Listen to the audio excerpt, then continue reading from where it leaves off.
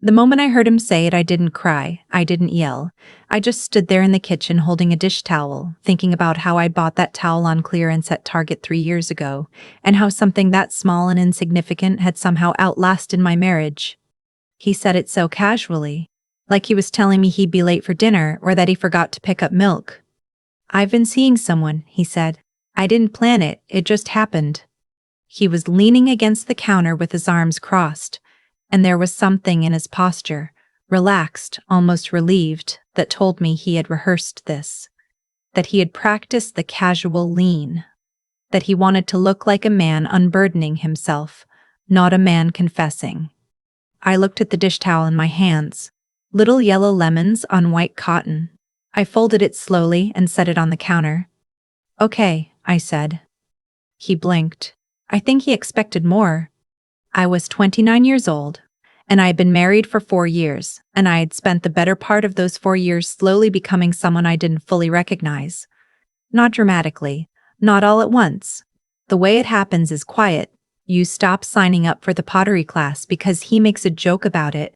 You cancel dinner with your college friends because he has a work thing and it doesn't feel right to go alone. You get smaller and smaller until one day, you're standing in your own kitchen holding a discount dish towel, and your husband is telling you about the woman he loves. And the most honest thing you can say is okay. His name was Ethan. Is Ethan. He's still out there somewhere. Mine is Vera. And this is the story of how I stopped being okay with okay. We met when I was 24, and he was 32. I was working as a graphic designer for a small marketing agency in Austin, and he was in software sales, and we met at a friend's birthday party on a rooftop bar in the South Congress area, when it was still warm enough in October to stand outside and believe summer hadn't ended yet. He was funny, quick. He had a way of making everyone in a circle feel like they were the most interesting person in the room. I've since learned that this is a skill that cuts both ways. The same gift that makes someone magnetic at a party is the same one that makes them dangerous in a marriage, because they never stop meeting an audience. But I didn't know that yet. I just knew that he laughed at things I said, and that he texted me that same night, and that when he showed up to our first date 20 minutes early and was already seated when I arrived, I thought, oh, this one is serious. We dated for 2 years, got engaged in Sedona, got married in a small ceremony outside Houston where my family is from. My mom cried. His mom gave a toast that was mostly about him and sort of about me. We moved into a 2-bedroom apartment in North Austin, and I told myself the plan was to buy a house in a few years, maybe start a family, and in the meantime work hard and save money and build something together. The plan was good. The execution was where things got complicated. The first year was fine. The second year, I noticed he started coming home later. Not suspiciously late. Just consistently later than he said he would be. 30 minutes, an hour. Traffic, he said. A work dinner. A happy hour that ran long. I believed him because I wanted to, and because I was tired, and because at 26 the idea that my marriage might already be in trouble felt too heavy to carry. Year 3 was when I quit my job. Not because he asked me to. He never asked directly. But the agency offered me a position in their New York office, and I told him about it over dinner, and he was quiet for a long time. And then he said, I can't leave Austin right now. My whole client base is here. And then he said, but I would never want to hold you back. And somehow those 2 sentences, said one after the other, made the decision feel already made. I turned down the position. I told myself it wasn't the right time. I freelanced instead, from home, which meant I was always home when he got back, no matter when that was, and I had no office to go to and no colleagues to vent to and no separation between who I was at work and who I was in that apartment. By year 4, I had gotten very good at reading the temperature of a room when he walked through the door, whether he wanted to talk or be left alone. Whether dinner should be ready or whether we were ordering in. Whether tonight I was his partner or his audience or his project. I had gotten so good at adjusting to him that I had stopped noticing I was doing it. And then one Tuesday in March, he leaned against the kitchen counter with his arms crossed and told me he'd been seeing someone. Her name, I found out later, was Kendall. She worked in his company's Dallas office. They'd met at a regional conference 8 months earlier. 8 months. I'd been reading his moods for 8 months while he was falling in love with someone else. After he told me he went to sleep in the guest room, I sat on the couch until 3 in the morning, watching the ceiling. Not crying, just thinking, arranging things in my head the way you do when you're trying to figure out if the structure of a building was ever sound, or if it was always going to fall. The next morning, he came into the kitchen where I was making coffee and said, "I think we should talk about what happens next." And I said, "I think you're right." He assumed that meant I wanted to fight for us, that I would cry and bargain and ask what I'd done wrong and offer to go to counseling, that I would do what I had always done, which was make myself smaller and more accommodating until the problem went away. He assumed wrong. I handed him his coffee and I said, "I need a few days to think. Can you give me space this week?" He looked relieved. He said of course, he probably thought I was processing grief. What I was actually doing was making a list. I called my cousin Nadia that afternoon. She'd been through a divorce 2 years before mine, and she was the person I trusted most to give me information without judgment. She told me to do 4 things before I said another word to Ethan about anything. Call a family law attorney. Open a bank account in my name only. Photocopy every financial document I could find. And stop using our shared credit card for anything I didn't want him to know about. I did all 4 things within 48 hours. The attorney I found was a woman named, and I'm going to call her my attorney because honestly she felt more like a protector than a professional, and the first thing she told me was that Texas is a community property state, which means that what we built together during the marriage was ours equally. The apartment lease was in both our names. The joint savings account had money I had contributed to as a freelancer for 3 years.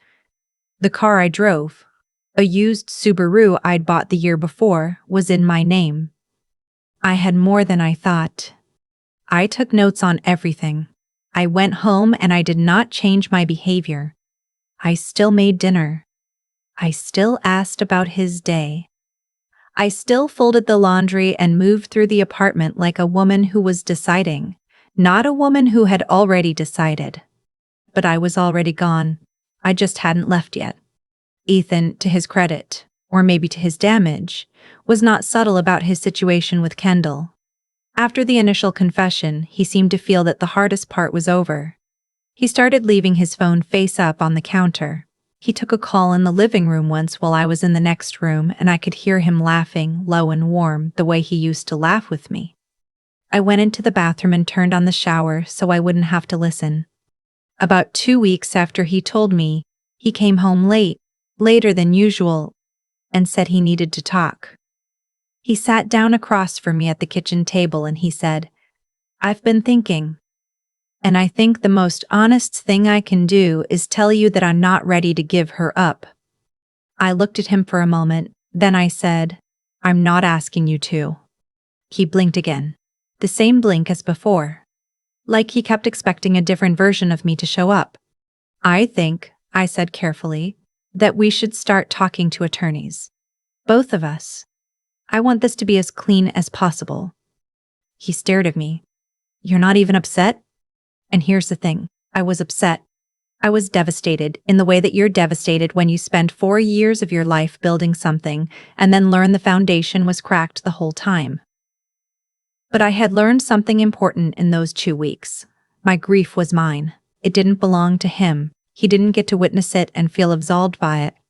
So I said, "I am upset, but that's not your business anymore." I watched something shift in his face. Not guilt exactly, more like recalibration. Like he was realizing for the first time that the version of me he'd been managing for 4 years had been replaced by someone he didn't have a read on. Good, let him recalibrate. The logistics of a divorce when you're renting an apartment are both simpler and more complicated than you think. Simpler, because there's no house to divide, no mortgage to untangle. Just a lease with both our names on it and a conversation with the property management office and a decision about who was staying and who was leaving. More complicated because everything in that apartment was ours. The couch we'd picked out together at a furniture store in Round Rock, the cast iron pan I'd gotten for Christmas the year before, The framed print from our Sedona trip, still hanging above the TV like a joke I hadn't gotten around to throwing out yet. I kept the cast iron pan. Some things are non-negotiable. My attorney walked me through the division of our joint savings. Because we both contributed, we split it down the middle. It wasn't a huge amount. We'd been saving for a house that never happened. But it was enough to cover my security deposit on a new place and 3 months of expenses while I got my freelance work back up to speed. I found an apartment about 15 minutes from where we'd been living. 1 bedroom, 2nd floor, with a small balcony and a view of a parking lot that I somehow found charming. I paid the deposit on a Thursday. I started moving my things the following weekend, while Ethan was in Dallas. He didn't know I'd found a place. He thought we were still in the negotiation phase. I wasn't negotiating, I was just finishing. The hardest part of leaving wasn't leaving. It was the week before. It was lying in bed at night in the room where I'd slept for 4 years and realizing that the life I was walking away from was also the life I had chosen. That I had made 100 small decisions to get here. That I had said yes when I should have said what about me. And I had said okay when I should have said no, and I had made myself so easy to be with that I'd forgotten to be someone who was also easy to be. My mom called me one night during that week. I hadn't told her everything yet. I just said that things with Ethan weren't good. She was quiet for a moment, and then she said, "You know, your grandmother used to say that a woman who stops taking up space eventually disappears." I thought about that for a long time.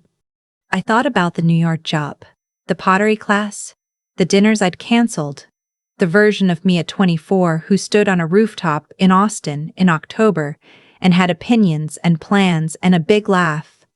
I wondered where she had gone. I decided to find out. Moving day was a Saturday in April. Ethan wasn't home. He'd told me he was going to Dallas that weekend. I hadn't asked if he was seeing Kendall, and he hadn't offered. We had reached that particular stage of a marriage ending where we were both performing normality, so hard that we'd stopped bothering with the performance. 2 of my friends, my college roommate Bex and her husband, came with a rented truck. We moved my things in 3 hours. Not because I didn't have much, but because I was ruthless. If I couldn't remember the last time it made me happy, I left it. The Sedona print stayed on the wall. The throw pillows he'd hated went in a trash bag in the building dumpster. The dish towel with the yellow lemons came with me. By 2 in the afternoon, I was standing in my new apartment surrounded by my actual life, the parts that were really mine, and the sun was coming through the balcony door and landing on the hardwood floor in a long stripe. And Bex handed me a sparkling water from the cooler she'd brought and said, "How do you feel?" I thought about it honestly. "Like I can breathe," I said. "Like I've been holding my breath for a really long time and just now noticed." She hugged me. I cried a little. Not for the marriage, for the girl who'd stayed in it so long. Here is what I want to say about Ethan, because I think it matters to say it clearly. He was not a monster. He was a man who had learned somewhere along the way that the people who loved him would make themselves smaller to accommodate him, and that this was normal, and that it would continue indefinitely. He learned this from experience, probably. He learned it because I reinforced it for 4 years without meaning to. That doesn't excuse what he did. Cheating is a choice. Staying in a marriage while actively pursuing someone else is a choice. Telling your wife about it with that relaxed, rehearsed lean against the counter, that is a choice too. But I had also made choices. I had chosen quiet over confrontation. I had chosen approval over ambition. I had chosen to manage his comfort instead of my own growth. And then been surprised when I looked up one day and didn't recognize my life. The lesson I needed, the one I had to live through to actually understand, was this: you cannot make yourself small enough to keep someone from leaving. If they're going to go, they're going to go. And all you will have done is disappear before they did. My attorney filed the papers in May. Ethan signed without a lawyer of his own, which told me he hadn't prepared the way I had. The process took about 4 months from filing to finalization. Texas has a 60-day waiting period from the date of filing, and then it moves from there.